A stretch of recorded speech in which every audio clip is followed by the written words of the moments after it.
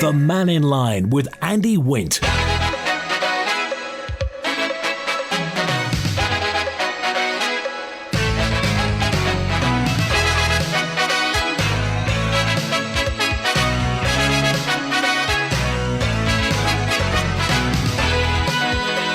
Faster by, good afternoon. Welcome to Mannin Line on Max Radio between now and 1. Kerry Sharpe MLC is on, the Isle of Man's Children's Champion. Took the role last year. She was elected to LegCo in 2018. And also in the studio, Lawrie Hooper MHK, one of the Ramsey MHKs and DHSC Minister. So, for the next hour, we'll talk about children on the Isle of Man, and in particular with Kerry Sharpe.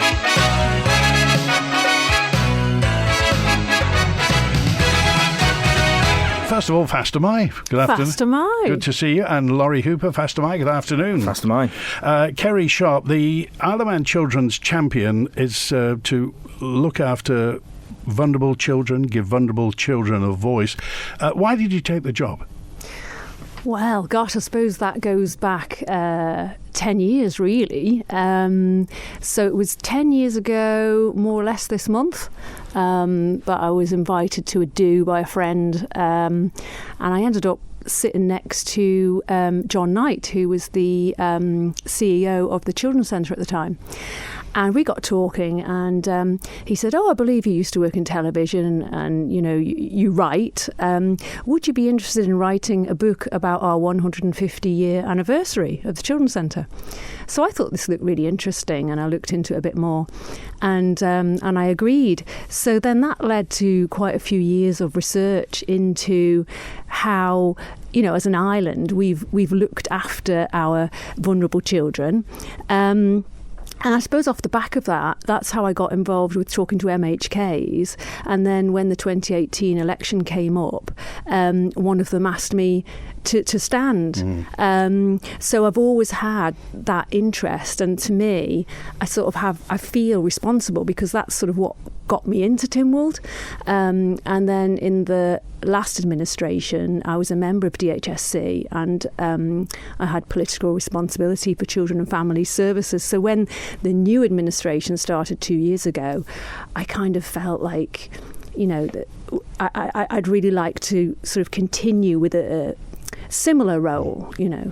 Is it fair to say you uncovered what happened at Notfield? Well, I don't know whether I'd say that, whether I'd take, you know, personal responsibility for all of that. But I like to hope that I did play a large part in that through my research and people talking about their experiences. Well, I don't want to go entirely into Notfield, but I'm just wondering how you felt when you discovered what had happened. What were your feelings?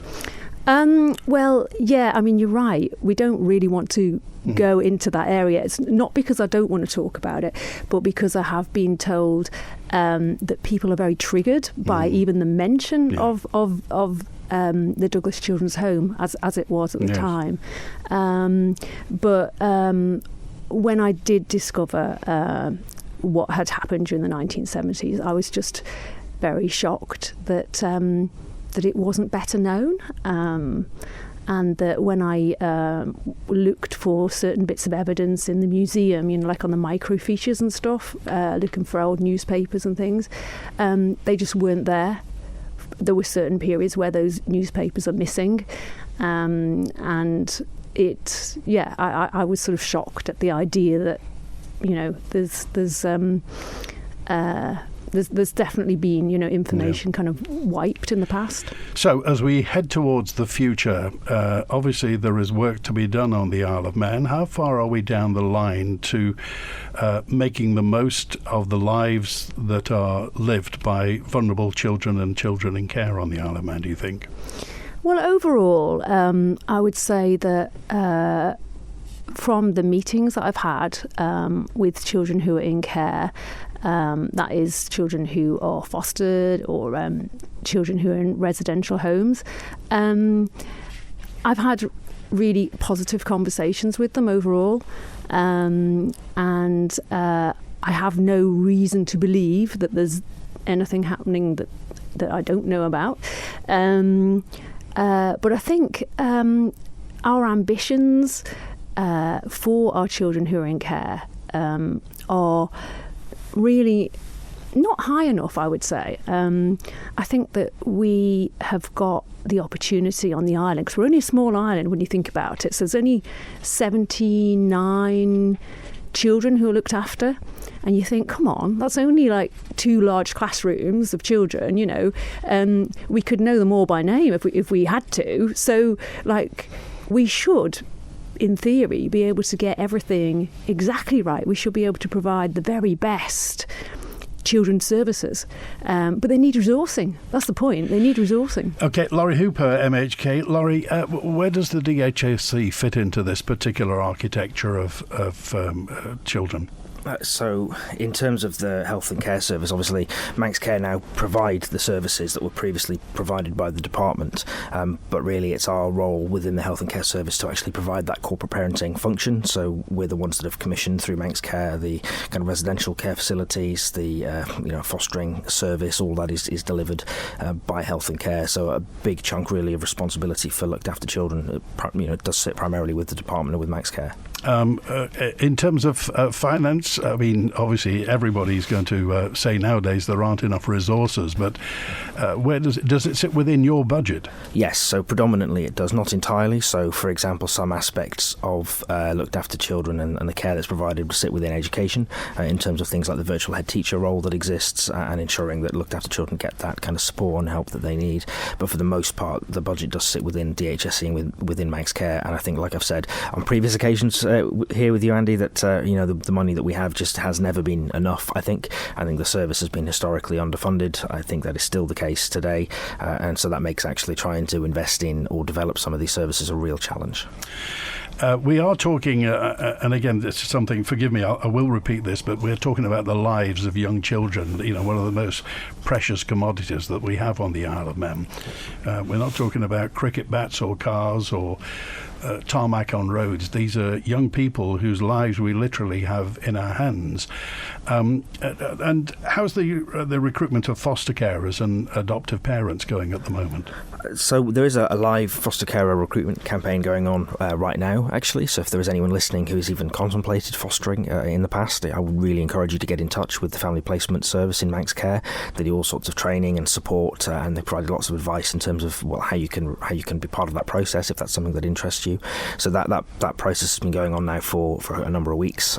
So hopefully what we'll see off the back of that is actually an increase in the number of people who are able to foster, because we have seen a bit of a decline and stagnation, I think, in recent years, because there hasn't been a recruitment campaign like this done for quite some time, actually. And I think in Mrs. Sharpe's report she picks up on the fact that we haven't had a coordinated foster care recruitment campaign done for a number of years. So it's good to see that process back on its feet again. Okay. Kerry, Sharpe, what sort of people become foster carers? Well, I mean, anyone who is interested in foster caring should definitely contact Children and Family Services, because I think in the past, I remember talking to someone recently who said, "Oh, I really wanted to foster care, but I was over the age of 30 and I wasn't allowed to." You see, this was back in the 1970s, whereas now these kind of barriers don't exist. So, you can be a straight couple, you can be a gay couple, you can be a single person, you can be an older foster carer. All you have to do is to have the time and the patience and to really want to make a difference. I mean, as Lawrie was saying, there hasn't been any foster care recruitment since 2018, and I find that absolutely extraordinary, and I don't know why we haven't all been jumping up and down about it. I mean, there are reasons why. I mean, in terms of there was COVID, and there was a new foster caring system that was brought in called Mockingbird, which would give a lot more support to foster parents, and so for a while recruitment was put on hold. But to my mind, to have not had any since 2018 is diabolical, really. It's funny, I remember, and this is one of the reasons when I was thinking about this particular programme, 20-odd years ago doing Mannin Line, I remember setting off, and you wouldn't be able to do it now, but we sent off 88 balloons out on Douglas Head because there were 88 children that were in the system. I think at the time it was McCaw's was the organisation that was running it. So with the number of children in care and the number of, if you like, the lack of foster parents, I mean, is this just par for the course? Will we always keep it about there? Or do you think we could really drill down and get most of them into foster care? Well, it would be nice to think that we could. I mean, if you look at what happened when the Ukrainian war started, there were people who came out and volunteered to take refugees into their own homes, and I would like to think that the Manx public is known to be very generous. We're a close community, caring community, and it would be great to think that more people, now they're being made aware of the fact that we need foster carers, will come forward. I mean, as it says in my report, we have the lowest percentage of children who are looked after in foster care in the British Isles, and we have the highest percentage of children who are looked after who are in residential homes at the moment, and I would really like to see that. You think there are too many children in residential care? Well, we know there are, because if I look at my notes here, the number of children in residential homes has increased from 34% in March 2022 to 40% in March 2023. And this is way above what the baseline target should be, which is 25%. Okay, and in residential care means where? Whereabouts? It means living in a children's home. So children's homes these days are not like they used to be. You don't have like one big home. There's 6 residential, ordinary-sized houses in residential areas. And, I'm not denigrating the staff who work in those homes. I've been around and visited the children's homes, and the staff are really dedicated and hardworking, and, they have a good relationship with the children.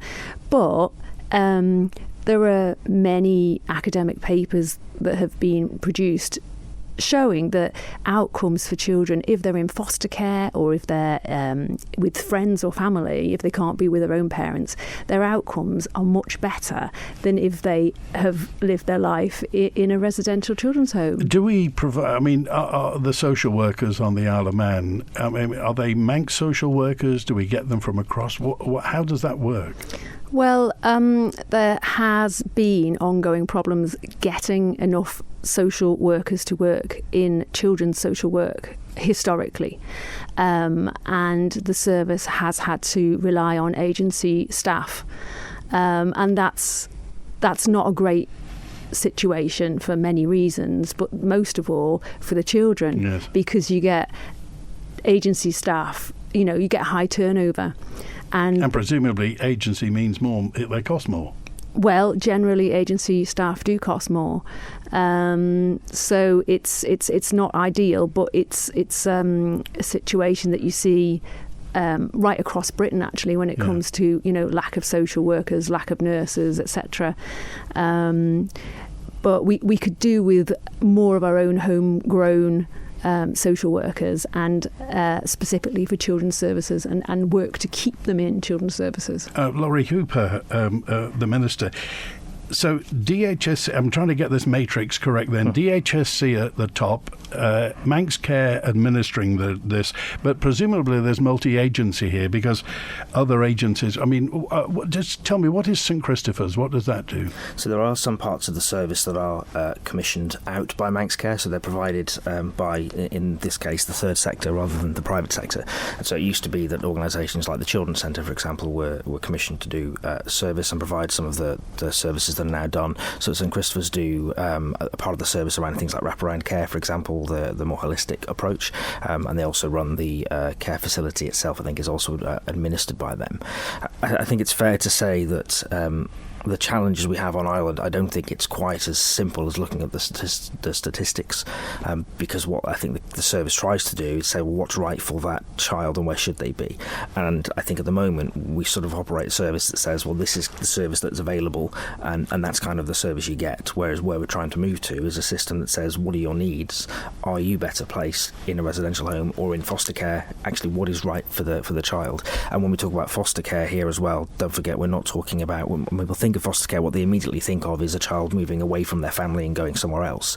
Actually, quite a lot of the time, foster care and placements can be with family members as well, and that's really important for people to remember when we're talking about this. It's not necessarily what you might think of traditionally as, a foster family, you move to a different town and all the rest of it. Actually, a lot of it can be done and is often done by family of the child, which I think is quite often the service's preferred route, is to say, well, actually, you don't want to separate children unless you absolutely have to. So, getting them back home with their parents should be the first preferred aim, and then if that can't be done, it's how do you keep them in the right place for that child? And I think that's where we're trying to get to, rather than just looking at the statistics and saying we should have an arbitrary target around how many kids should be in placement or in home. I think it's probably a bit more nuanced than that in reality.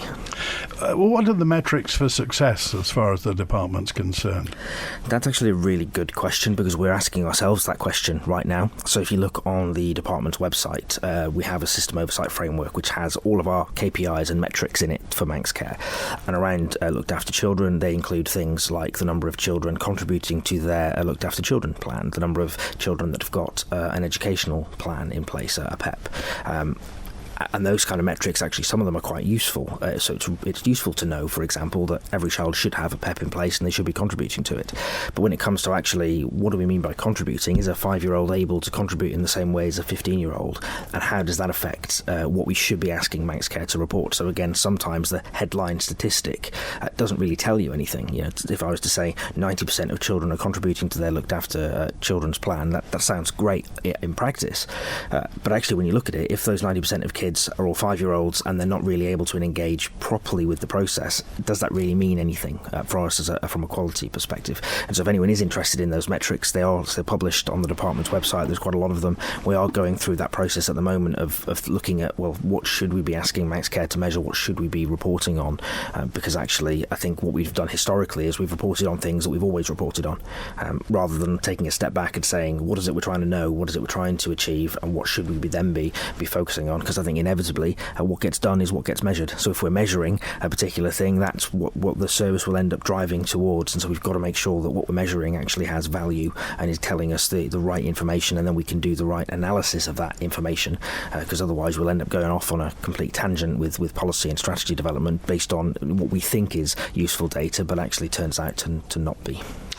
We're with Kerry Sharpe MLC, the Isle of Man Children's Champion. The DHSC Minister, Lawrie Hooper, MHK, is on as well. If you want to get in touch, got lots of messages to get to. If you want to call 66 13 68, text 166 177, email studio@manxradio.com. You can WhatsApp and get in touch. Just a couple of quick words, and you can probably just address these quickly as well.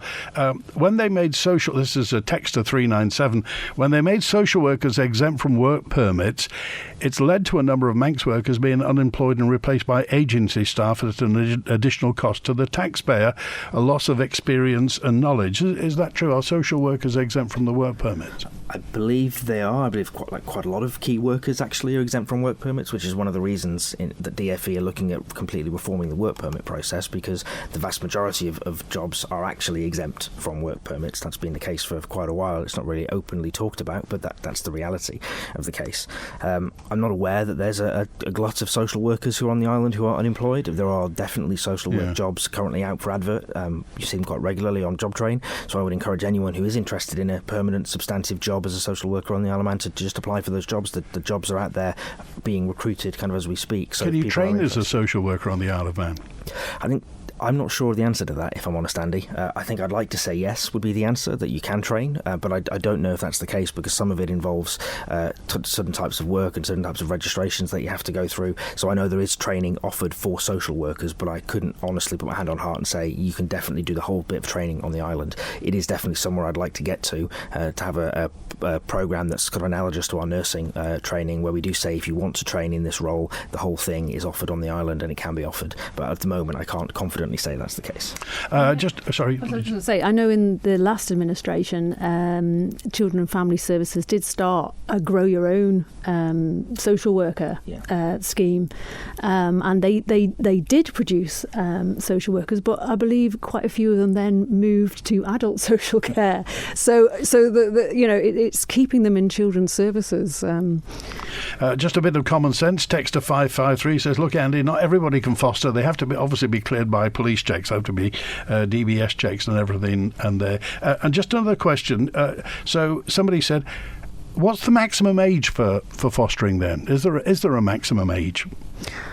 I have no idea. I think it would depend on the individual. I know that people who are interested in fostering and they get in touch with children and families, it's a very long, process that people go through in order to finally become foster carers. All the aspects of the person's life will be looked at. But I really don't think that the age would be a barrier.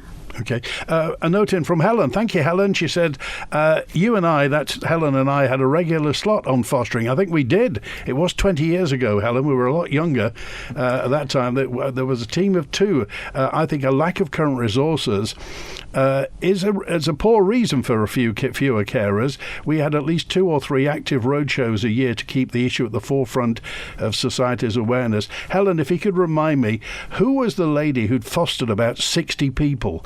She was a fearless, tireless woman. I remember her, interviewing her at the top of Douglas Head, and she'd had many children go through the system, and they all absolutely adored her. So recruitment front and centre then, Kerry. Absolutely. We should be recruiting constantly, and I know from conversations with children and families that they, as a division, are very keen to recruit. In fact, the soft recruitment, which they launched in the summer, children and families themselves have put together the posters, and they've gone around the island. They put up posters in GP surgeries, in schools, shops, everywhere you can go, and they're attending different summer events.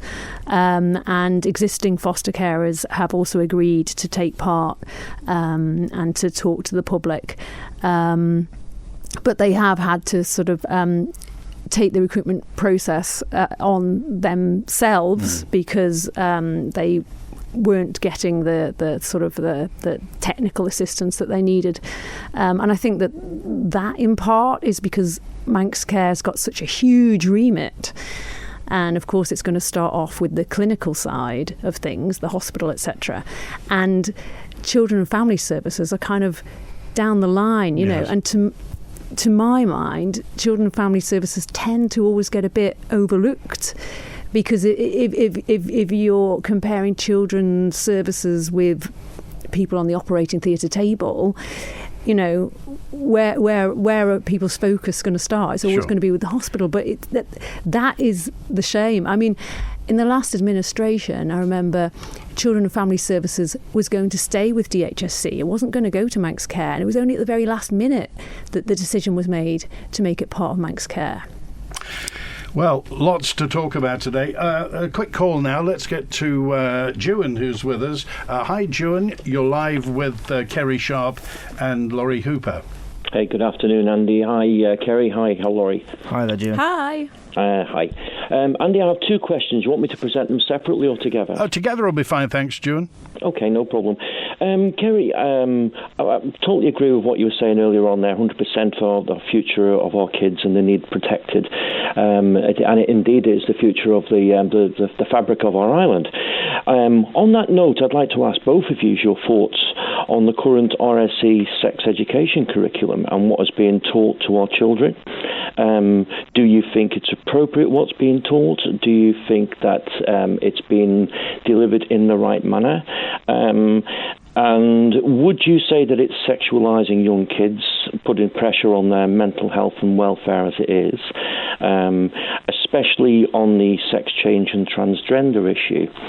The second question that I have is on fostering itself, and I believe, you have a shortage of uptake of fostering, and I see there seems to be a red flagging up with the Moss foster care unit that some of the children are getting put into residential homes with troubled and disruptive children, which may cause a problem down in the future. And I'm just wondering what your thoughts are on that and what you're doing to alleviate that problem. Kerry Sharpe? Thank you, Ewan. So these are really interesting questions. I would say on the RSE, the sex education question first. I'm a parent myself, and from my own experience, I felt that my children were being taught too much too soon when it came to sex education in school. I found that through talking to friends of theirs, the feedback I got was that the children were kind of presented at a very early age, like in year 7, sort of age 11, 12, with a whole kind of smorgasbord of possibilities. And then quite a lot of them went on to worry for the next 4 or 5 years about, am I straight? Am I gay? Am I bi? Am I whatever? And it was being taught so early, before they actually had any sort of natural sexual urges, that it worried them. And in that sense, I think it did put, or it does put, undue stress on children.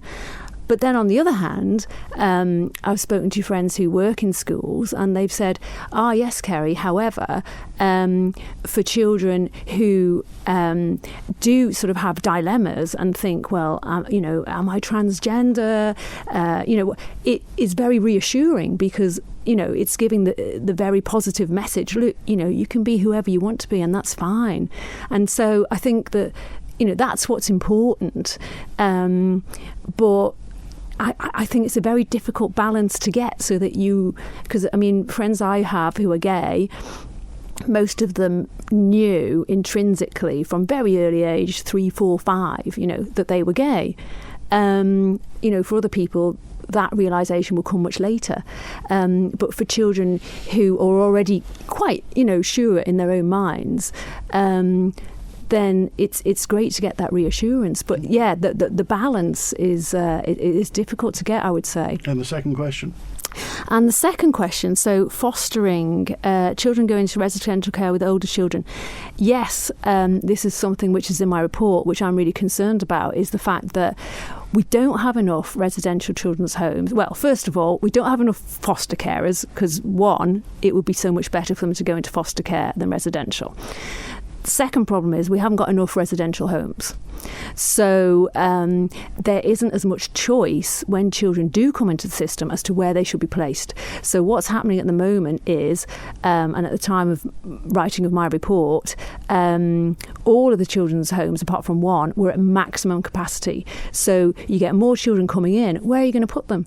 So that means that you have a situation where you do have younger children who are in the same house as much older children who may have various issues, and that is definitely not a situation you want. It's very damaging. But until we get that sorted out, until DHSC and Manx Care start talking, and Treasury start talking together and working out how we can get more resources, so we can get more residential homes and get more choice in placing children, then that's the situation we're in. And I agree with you, and it's very damaging. Okay, Lawrie Hooper. From my perspective, I haven't seen the RSE curriculum, so I'm not really in a position to comment. I can say that as a constituency MHK, I don't think I've had anyone raise it with me as an issue in Ramsey. So it's not something that I have any particular concerns over. I've got no direct experience with it, so it's not something I feel sensible, really, that I should comment on. All I've really seen is the same as the public have seen, is the extracts from the Education Department's report, which concluded it was age appropriate. I don't have any more insight into it, really, other than that. that. I mean, my little one's too young; he's not at that stage yet, so no experience there, unfortunately. In terms of the residential care, I think it's just accepted. It has been for quite some time that we've not got enough residential care provision for looked after children. It's not a new problem, as is I quite often say when I'm talking about problems in the health service. This is not news to anyone who's been paying attention or has been involved. It is the result of 10 years of underfunding. Any idea how big the budget is for that at the moment? I don't know how big the budget is for the care group, unfortunately, not off the top of my head. But it isn't necessarily the running of the home that's the challenge. It's actually finding a physical location and then finding locations that are suitable. I mean, there's some people think, well, you could just buy a block of flats essentially and stick them all in the same place, but as I think has been highlighted by June, that isn't necessarily appropriate. You need to have the right facilities for the right kids at the right age, and make sure there's enough place for them to kind of transition between the various services and support that's on offer. So it's a far more complex problem to solve than simply, just buy another building. It doesn't work like that, unfortunately. And like I say, the reality is we are at the end really of at least a decade of the services being underfunded in terms of the amount of money they need, and so undoing the damage that was caused by that is not going to be done overnight. It's going to take time. It really is. All right, thanks, Juan. Good to hear from you. Thanks for that. Cheers, Andy. All right, we're live with Kerry, Sharpe and Lawrie Hooper on Mannin Line today. ShopRite. Shopping that's better all round. Shopping that costs less before you even start. Less travel, fuel and time. Because our stores are local to you. Prices? ShopRite has low prices as well as price matching. And Switch and Save is something else. Sainsbury's own brand. Hundreds of items you buy every day. Famous Sainsbury's quality assured, adding up to pounds less at the checkout. ShopRite, proudly locally owned. When you save a little money, it means a lot these days. If you're looking for bathrooms and tiles, you'll always find something new in store at Pacesetter. For surprisingly affordable prices and excellent choice, search online for Pacesetter Douglas. Or better still, visit the Pacesetter Bathroom and Tile Showroom on Harris Terrace and see the new styles in store. You can get the best of everything, where the price is twice as nice. No matter how much you need to dig, or how much you want to dump, Fox Group Isle of Man offer an extensive range of plant hire, long-term lease and sales. We're the island's exclusive supplier for Louis Gong excavators with immediate delivery. Our machinery comes with a complete service package with finance plan options. Call John on 458946 to discuss your plant needs. Fox Group Isle of Man, part of the Fox Group of companies. Whatever your business, whatever its size, you can always rely on the island's leading fuel and oil supplier to keep you moving. Ellen Vannin Fuels, powering the island and powering industry. Call us on 844 000. Tim Cullen MBA is an Associate Fellow of the Side Business School, University of Oxford, and was until recently Director of the Oxford Programme on Negotiation. Tim is best known for his role as the first Executive Director of the Small Countries Financial Management Centre, which he helped establish with the support of the Isle of Man Government, the World Bank and the Commonwealth Secretariat. Find out more about Tim's work on Perspective this Sunday at 12 noon on Manx Radio with me, Phil Gaughan. Does government investment in improving financial management in small and developing countries represent good value for taxpayers' money, or would we be better spending it on improving our own services? The Mannin Line with Andy Wint. Talking to Kerry, Sharpe MLC and Lawrie Hooper as well. And Wilf's with us. Hi, Wilf. Hi, it's just a little bit of information for you. My sister did fostering most of her married life. And I've just got a photograph in front of me of her. I think it was somewhere around 60, I think. Somewhere around about 60 children. And I've got a photograph in front of me with her receiving an MBE from the Queen. What's her name, Wilf? Moira. Moira Callow was her married name. And she's 60? Yes, I'm sure the figure was around 60, yeah. And you can tell me then, Wilf, obviously she enjoyed doing it, she got something out of it. What do you think she gave back to the children? Well, she's now dead and gone, that's, but up till she died, most of those children always got back to her, no matter where they were in the world. They phoned her up and were talking to her and wishing her all the best and all that, and so she got a lot out of it, an awful lot. All right. I appreciate that. Well, thanks for calling today. So, Moira Callow. So, just putting the two sides together, Kerry Sharpe, if you have people who want to do this and who are able to do it, and there are children that need it, surely that's a no-brainer, isn't it? Absolutely. And it was very interesting what Wilf was saying about the fact that the children that his sister Moira had fostered continued to be in contact with her, because it's that, we need more services provided for care leavers in general. Hang on just a minute. Industry jargon, care leaver. Okay, so young people leaving care services, so say they've been in fostering or residential services, we, in the UK, we have there's care leavers legislation, so it actually puts it in statute as to what local authorities must provide for care leavers. And that could be anything from financial assistance to help finding accommodation to advice and support, that sort of thing. At the moment, in the Isle of Man, we don't have any of that in legislation at all, and that needs to be changed as soon as possible. So what happens? Do they leave care at a certain time, at a certain age? Is it arbitrary, or what happens? So at the moment, Children and Family Services work to best practice. So if you leave care, you're assigned a social worker, and that social worker will stay in touch with you until your sort of early 20s. But it's not actually, in law that government must provide that. So we need some leaving care legislation, and the Minister and I have discussed this before, and he's well aware of that and agrees as well, and it's something that his department is looking to bring in over the next couple of years, because a lot of people, they leave care, and if they have no family support at all, they're just going off into the world with nobody at all, and that's why it's so important to have someone to go back to. Surely that doesn't happen, does it? Well, okay, so care leavers will be assigned a social worker, and certainly the people I know who work in Children and Family Services, they will always be there if people who've left care come back, and sort of say, can I meet up with you for a chat or whatever, but there's nothing formalised. And it's so important that people have somewhere to go back to. And I've often thought that maybe we need, there's the drop-in centre, which St Christopher's run, and that's open during the day. And that's for anyone who's left care. They can drop in and talk to people who work for St Christopher's and get advice and support. And young people do. They use that service all the time. But a lot of them report to me that they use the drop-in centre because they're lonely. Yes. Because it's too many young people who are leaving care have to go and live on their own in a bedsit. And they don't have any family. And they're lonely. And that's awful. So having been supported for many years within the system, they can suddenly be on their own in a bedsit just looking at a tin of beans and a television. Well, that's basically it. And I'm not saying that people who work in children's services don't care.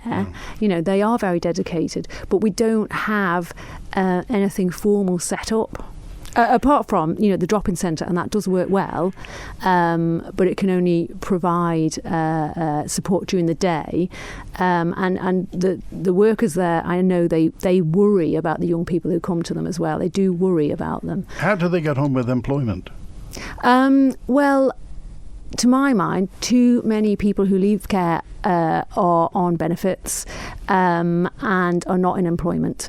And this can be for, lots of reasons. But, one reason is that if you've had trauma in your family and it's bad enough for you to have been taken into care, or you've lost your parents, then very often your number one priority isn't concentrating on doing your exams at school. You got to have a very stable home life to have the capacity to sort of work at exams and stuff. So you might not, if you're leaving care, have as many qualifications. And also, if you've been through lots of trauma, emotionally, you haven't matured at the same level as your peers, and you might need a bit of extra support. So it would be really great if we had more apprenticeships available for young people leaving care. In fact, at the moment, we don't have any officially at all. If we had apprenticeships available, I know, because I've discussed it with Children and Family Services, they would provide the wraparound support for that young person if the company or government, because really I think government should be offering this as well, if government wants to offer apprenticeships. Okay. Jed. Hi, Jed, you're live with Kerry, Sharpe and Lawrie Hooper. Hi, I'd like to ask them both about the problem that we've on the island regarding the dwindling number of helpers, volunteers, committee members for clubs that engage with children and young people, really. So you'd look at football clubs. I think, we can't really focus on sport entirely, but it's very important. But there's an obvious gap appearing, and I think we're aware of that. It's documented in the newspapers, football clubs and sports clubs having difficulties. I'd like to ask both of the panel, if you like, just as to what measures that could be taken to encourage adults, people with experience, to get involved in helping out in the community in such a way. Kerry, Lawrie? That's a really good question, and unfortunately I don't have an answer to that, if I'm honest.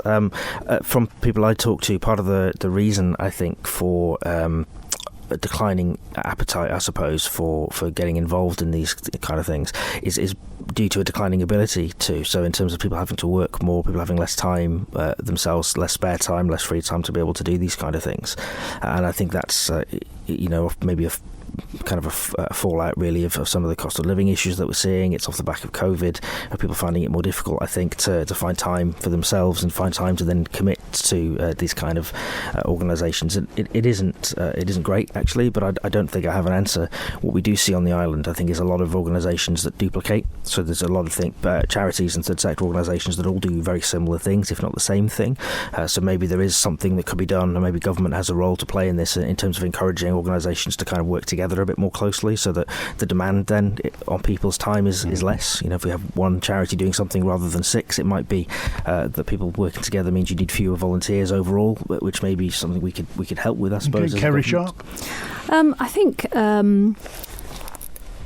part of this will relate to the work that's going on at the moment in the Department of Home Affairs, which is looking at community partnership programmes, where you get key members of the community and you bring them together. So you might have police, teachers, social workers. You bring people together, and then you try and get something practical done on the ground. So that could be things that sort of appertain to children or older people. It's a kind of like if you think about the Men in Sheds initiative, it's similar to that, but you could do it for different parts of the community, including children. So I've got high hopes for that work that's going on. But I agree with the minister. It's like it's a shame that in such small communities we haven't still got that. Well, we did see the community spirit coming together during lockdown, didn't we? We saw people pulling together. And then after lockdown, people kind of disappeared into their own lives again. Yeah. Final thought, Jed? I think it's a real problem, and Kerry mentioned about the police initiatives, and those are going on, say, 12, 13 years ago. But I think we've got the MSR based at the SC, which is a great resource. I think we've got to widen that. But I think, again, when we talk about, this is in progress, this is going to happen, I think we need to take actual action. And I think we need some investment into training, so training of referees, umpires and all sorts, and having the safeguarding aspect covered. But it needs someone to take control, and it needs someone to really get involved and appointing, say, a champion to get a grip and applying, the right principles. But it's all about people, and you know yourself, they're few and far between the volunteers and those people that give that spare time. Okay, Jed, I appreciate your call. Thanks for being with us. A note in from Peter, who just said, I'm a registered social worker, previously worked on the Isle of Man, left just after Manx Care took over. I'm still in regular contact with some of my ex-clients, being the nearest thing that they had to a parent sometimes. On that note, I was invited to attend an ex-client's wedding this weekend. Peter, thank you. Are you concerned about your eye health?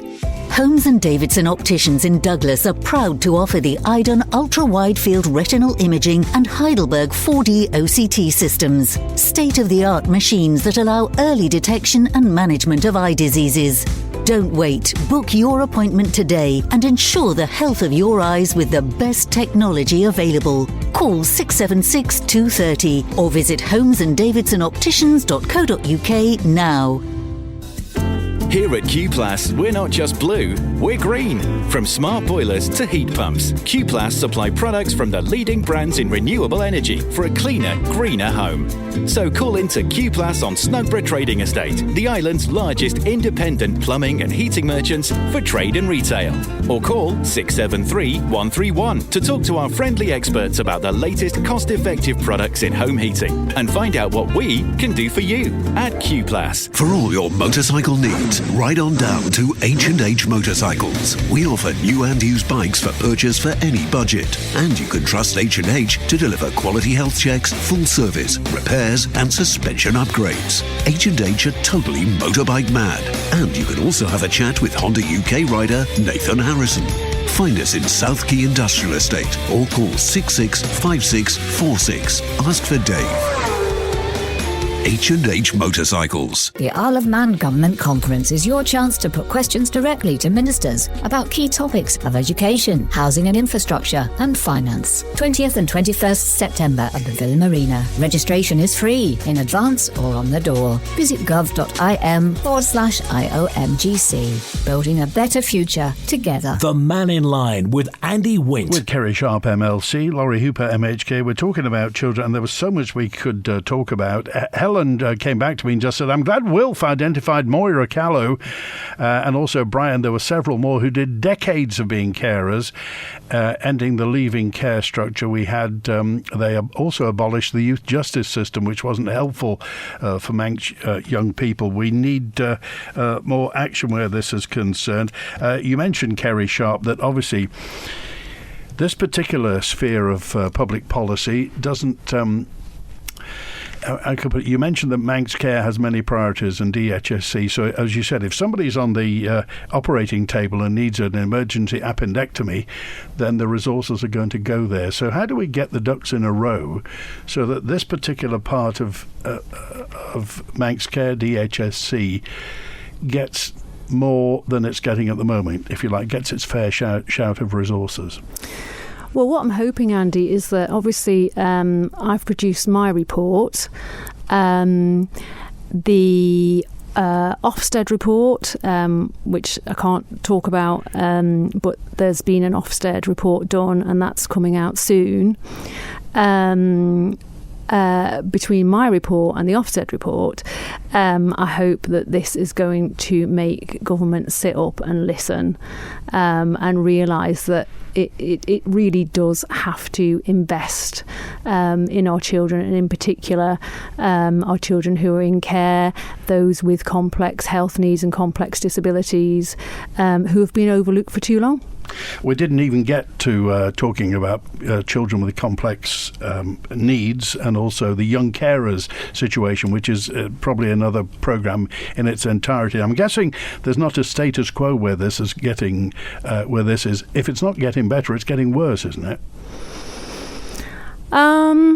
Well, I suppose I'm looking at it in a 150-year perspective.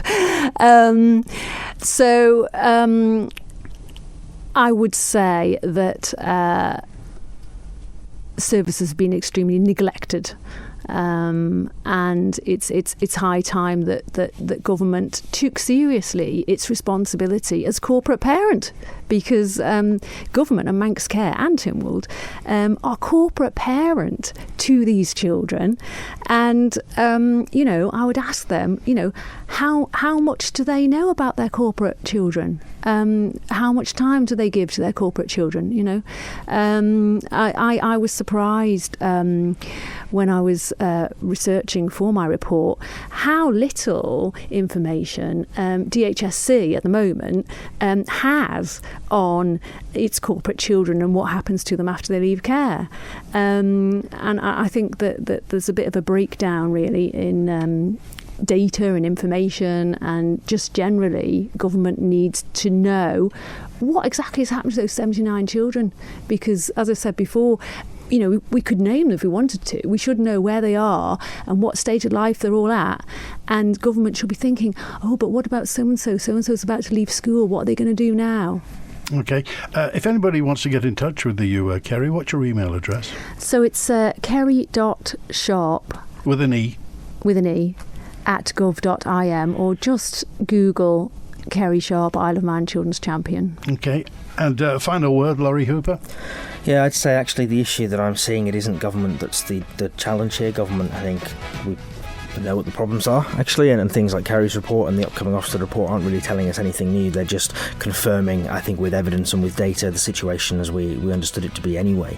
The challenge, I think, is getting Tynwald to accept and understand that this is a problem that needs resolving, that it needs investment, it needs support. I can count on one hand the number of questions I've been asked around children's care in the last 2 years, but horse trams are a greater priority for members, and I think that's the real problem, is when we're talking about, like Kerry says, we need to stand up and say we need to invest in this stuff. We need to invest in a lot of things actually across health and care, not just this particular area, but children and families, adult social care, mental health services, carers, support. The whole kit and caboodle needs proper investment. But when we get to Tynwald to talk about these things, inevitably what we end up talking about is something else that is someone's political priority, and I think that's the problem, is government can and wants to do more, I think, than we're being enabled to do by Tynwald itself, and it's a difficult conversation to have. All right, thanks for that. Thanks to Kerry Sharpe, thanks to Lawrie Hooper today. Interesting Mannin Line. If you have any thoughts, please do get in touch, and thanks to Ben and Howie on the phones today. WINT